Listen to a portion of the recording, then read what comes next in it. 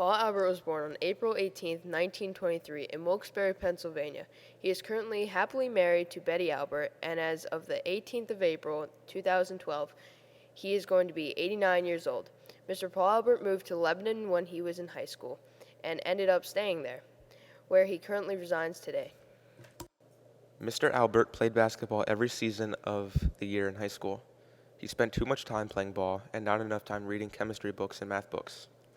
He always had a feeling the war would be coming, as his dad used to let him listen to the radio, and he soon learned of Hitler and Nazi Germany's invasion of Poland. And then on December 7th, 1941, his fears came true as the United States naval base at Pearl Harbor, Hawaii, was bombed by the Japanese. Paul Albert finished high school in 1941 and had to immediately sign up for the war draft. He worked in a silk mill, macaroni factory, and helped his father mine coal. He also worked at the Gap and worked in a brewery. When World War II officially started on December 7, 1941, Mr. Paul Albert was 18 years old. He enlisted in 1942 in Harrisburg, Pennsylvania.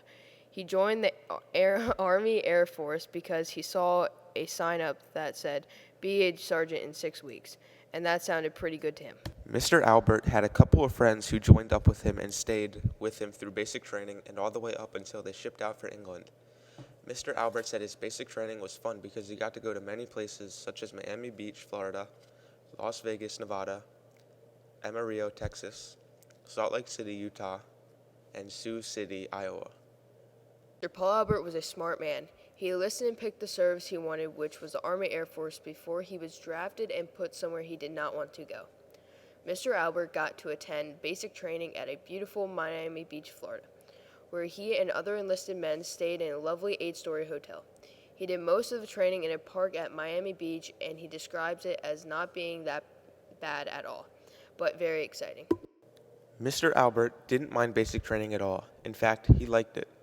He was picked as the outstanding airman in his group of trainees and got a letter of commendation.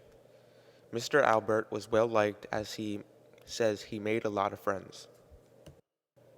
Mr. Albert was being trained for the job of being a B-17 waist gunner. He went to Las Vegas, Nevada, where he attended Las Vegas Flexible Gunnery School. That is where he flew for the first time and where he learned about gunnery. Mr. Albert learned to be stationed in the ball turret of the B-17 bomber, but he was too tall to fit in the ball. So a fellow friend on the same plane as him offered to man the ball turret in place of him, so he would be taught to fly in the waist position and to fire a .50 caliber machine gun at moving targets such as plane. Mr. Albert had a few crash landings and had some of his buddies die while serving in Europe.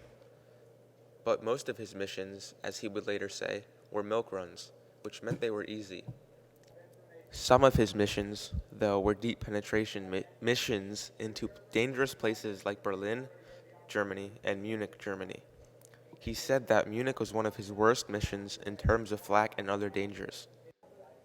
He later said he liked military life and would often consider the option given to him of staying in the military and pursuing a career in it, but he wanted to return home so he could start a family and get back into a civilized life.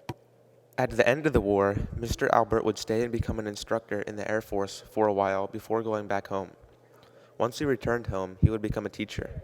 He ran an organization for the state of New York located on Long Island called Urban Recreation, and was also a scout for the football team, the Buffalo Bills. Mr. Paul Albert should be regarded, as many other World War II veterans should, as a hero. He received many medals for his courage and sacrifice, and he did more than enough for his country and deserves our respect.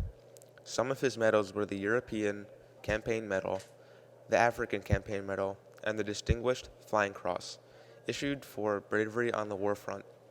Once asked if he would have to redo his life, would he join the war effort again, and he bravely responded, I would not take $1 million for my experience,